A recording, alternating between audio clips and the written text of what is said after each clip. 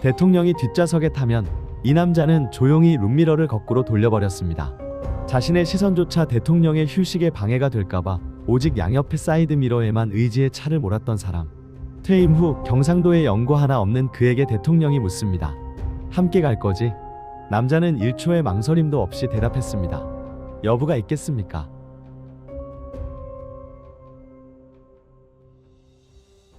지난 2026년 5월 10일 새벽 5시 24분 한 남자가 서울 국립중앙의료원에서 62세의 나이로 조용히 눈을 감았습니다.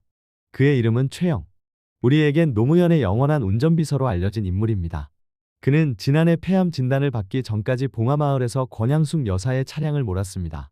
무려 1988년부터 2009년까지 21년간 노 전 대통령의 차를 직접 몰았고 서거 이후에도 곁을 지키며 총 38년이라는 긴 세월 동안 사람 사는 세상을 향한 여정에 동행했습니다. 단순한 비서를 넘어 슬플 때나 기쁠 때나 기꺼이 대통령의 발과 위로가 되어주었던 가족 같은 존재.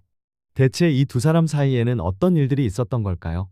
오늘 우리는 한 번도 흔들림 없었던 한 남자의 묵묵한 헌신에 대해 이야기해 보려 합니다. 역사의 거대한 수레바퀴는 종종 한 시대를 이끌었던 영웅의 이름과 업적만을 기억하게끔 합니다. 하지만 그 찬란한 빛의 뒤편에는 모든 영광과 오욕의 순간을 함께하며 묵묵히 자리를 지킨 그림자가 존재하기 마련이죠. 한 사람의 마지막 길, 세상의 모든 통곡과 서글픈 울음소리를 함께한 노무현의 동반자. 권력의 가장 높은 곳에서부터 가장 비극적인 절벽의 끝까지 대통령의 곁을 끝까지 지킨 단 한 명의 비서가 있었다는 사실을 아시나요? 이것은 단순히 대통령과 비서의 공적인 관계에 대한 기록이 아닙니다. 격동의 시대를 함께 건너며 서로의 버팀목이 되어주었던 두 남자. 정치인 노무현이 아닌 인간 노무현의 가장 깊은 고뇌와 마지막 순간을 온몸으로 함께 겪어야 했던 최영 수행비서의 이야기입니다. 이야기는 1988년으로 거슬러 올라갑니다. 충남 금산 출신으로 한양 공고를 졸업하고 갓 군대를 제대한 22살의 청년 최영. 그는 당시 노무현 의원실의 이광재 보좌관의 소개로 처음 노무현 의원과 인연을 맺게 됩니다. 당시 이광재 보좌관의 회고에 따르면 초선 의원이었던 노 전 대통령은 나는 정치를 모른다. 나를 역사 발전의 도구로 써달라. 며 비서실 구성의 정권을 이광재 보좌관에게 맡겼다고 하죠. 그때 가장 먼저 손을 내민 사람이 바로 동생 같았던 최영 비서관이었습니다. 이들의 관계가 단순한 고용관계를 넘어 동지가 된 결정적인 사건이 하나 있었습니다. 바로 13대 국회 초선 의원 시절 벌어진 소화기 사건입니다. 당시 광주학살 책임자 처벌을 강하게 요구하며 대학생들이 국회의원회관 민정당 의원실을 점거하고 농성을 벌였습니다. 경찰이 이 학생들을 강제로 진압하려 밀고 들어오자 최영 비서관이 직접 소화기를 들고 경찰을 향해 분사하며 맞섰던 겁니다. 사람 사는 세상을 향한 열정을 온몸으로 보여준 이 청년에게 노 전 대통령 역시 각별한 신뢰와 다정함을 보냈습니다. 당시 노무현 의원실 보좌진들 중에서 운전기사였던 최영 씨의 월급이 이광재 보좌관보다 많았다는 일화는 직급을 떠나 사람을 대했던 노 전 대통령의 인간적인 면모를 여실히 보여줍니다. 친형인 최영군 씨는 이토록 인간적으로 대해주니 안 끌릴 수가 없었다. 며 동생이 평생 충성을 다하게 된 이유를 설명하기도 했죠. 고인은 생전 지독할 정도로 과묵하고 신중했습니다. 가족들에게조차 대통령에 관한 이야기는 단 한마디도 입 밖으로 꺼내지 않았죠. 그것이 자신의 가장 중요한 임무라고 굳게 믿었기 때문입니다. 특히 운전할 때 그의 배려는 상상을 초월했습니다. 뒷좌석에 탄 노 전 대통령이 차 안에서만큼은 다른 사람의 시선을 신경 쓰지 않고 가장 편안하게 쉴 수 있도록 그는 항상 룸미러를 거꾸로 돌려놓았습니다. 오직 양옆의 사이드미러만 보며 운전을 했다는 건 운전자라면 그것이 얼마나 긴장되고 고된 일인지 아실 겁니다. 하지만 그는 기꺼이 그 수고로움을 감수했습니다. 이토록 깊은 신뢰는 노무현 전 대통령이 대한민국 제16대 대통령에 당선된 후에도 변함이 없었습니다. 대통령이 되면 경호상의 이유로 전용 방탄 차량을 타야 하고 당연히 청와대 경호실 소속 전문 요원으로 운전기사를 교체하는 것이 관례였습니다.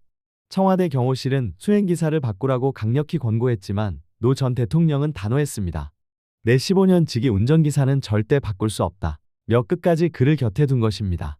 결국 최영 비서관은 청와대 경호실에서 별도의 강도 높은 경호운전 교습을 따로 이수한 뒤에야 대한민국 1호차 대통령 방탄 승용차의 운전대를 직접 잡을 수 있었습니다. 지방 일정이 있을 때면 대통령과 한방에서 잠을 잘 정도로 두 사람의 관계는 그저 비서와 상관이 아닌 평생의 동반자이자 가족이었습니다. 고인은 생전 2007년 남북정상회담 당시 평양 방문길에 직접 차량을 운전했던 그 순간을 가장 벅찼던 기억 중 하나로 간주했습니다. 수많은 스포트라이트가 대통령을 향할 때 그는 언제나 프레임 밖 그림자 속에 머물렀습니다. 자신의 이름은 지워진 채 오직 대통령의 비서로만 존재했던 5년. 그는 권력에 가장 가까이 있었지만 권력을 탐하지 않았고 오직 한 사람을 향한 자신의 소임에만 충실했습니다. 그것이 그가 스스로 선택한 그림자의 길이었습니다. 5년의 임기가 끝나고 노 전 대통령은 고향인 김해 봉화마을로 내려가기로 결심합니다. 청와대를 나서기 전 노 전 대통령은 최영 비서관에게 조심스레 묻습니다. 최영, 함께 갈 거지? 충남 출신인 그에게 경상도 김해는 연고도, 지인도 없는 낯선 타향이었습니다. 하지만 그는 1초의 망설임도 없이 대답했습니다. 여부가 있겠습니까? 그렇게 그는 망설임 없이 봉화마을로 내려가 농사일과 마을 업무를 거들며 묵묵히 노 전 대통령의 곁을 지켰습니다. 하지만 그 평화는 오래가지 않았습니다. 퇴임 후 1년도 채 되지 않아 전직 대통령을 향한 검찰의 칼날이 겨눠지기 시작했습니다. 이른바 박연차 게이트의 가족과 측근들이 연루되었다는 의혹이 꼬리를 물고 터져나왔고 언론은 연일 자극적인 보도를 쏟아냈습니다. 평생 깨끗한 정치를 자부했던 노 전 대통령에게 이것은 감당하기 힘든 정신적 고통이었습니다. 마을은 고립되었고 웃음소리가 가득했던 사전은 무거운 침묵에 잠겼습니다. 최 비서는 무너져가는 대통령의 모습을 가장 가까이에서 지켜봐야 했습니다. 밤늦도록 서재에 불이 꺼지지 않는 날이 많아졌고 깊은 한숨과 함께 담배를 태우는 일이 잦아졌습니다. 2009년 봄, 노 전 대통령이 검찰 조사를 받기 위해 서초동 대검찰청으로 향하던 날, 그 비극의 버스 운전대 역시 최영 비서관의 몫이었습니다. 이광재 전 국회 사무총장은 훗날 이렇게 회고했습니다. 얼마나 무거운 핸들이었을까? 얼마나 많은 것을 삼키며 그 길을 달렸을까? 그리고 2009년 5월 29일, 고인이 생전 가장 잊지 못할 장면으로 꼽았던 날입니다. 노 전 대통령이 세상을 떠나고 봉화마을로 향하는 마지막 길.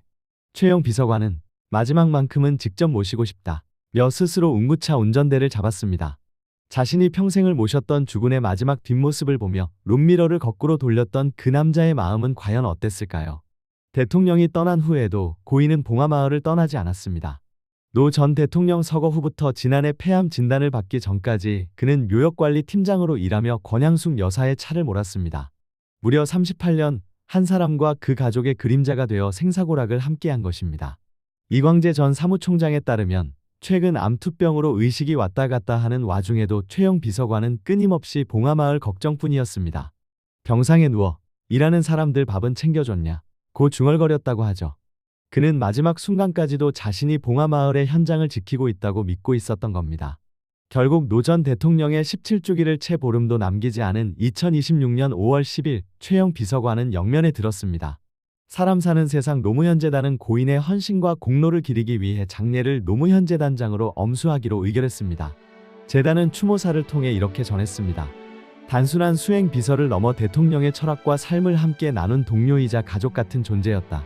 기쁜 순간과 슬픈 순간마다 기꺼이 대통령의 발과 위로가 되어 곁을 지켜온 고인의 헌신에 깊은 경의를 표한다. 최영 비서관의 형님인 최영군 씨는 동생을 떠나보내며 이런 말을 남겼다고 합니다. 노 대통령의 성품상 이번엔 직접 운전을 하고 동생을 맞아주시지 않겠느냐. 이 말을 전해 들은 이광재 전 사무총장 역시 깊은 애도를 표했습니다. 평생 내 친구에게 핸들을 맡기셨으니 이번만큼은 당신이 직접 마중 나가실 테지요. 내 친구 최영 고생 많았네. 이제 편히 쉬게. 고마웠어. 안녕. 21년간 운전대를 잡으며 단 한 번도 목적지를 의심하지 않았던 사람. 누구보다 과묵했지만 소화기를 들고 불의에 맞섰던 뜨거운 가슴을 가진 사람. 하늘나라에서 다시 만난 두 사람은 이제 무거운 짐을 모두 내려놓고 아주 편안한 드라이브를 즐기고 있지 않을까요? 오늘 저희가 준비한 이야기는 여기까지입니다. 묵묵히 한 곳을 바라보며 평생의 의리를 다한 최영 비서관의 명복을 빕니다. 영상이 깊은 울림을 주셨다면 구독과 좋아요 그리고 여러분의 따뜻한 추모의 댓글을 부탁드립니다. 끝까지 시청해주셔서 감사합니다.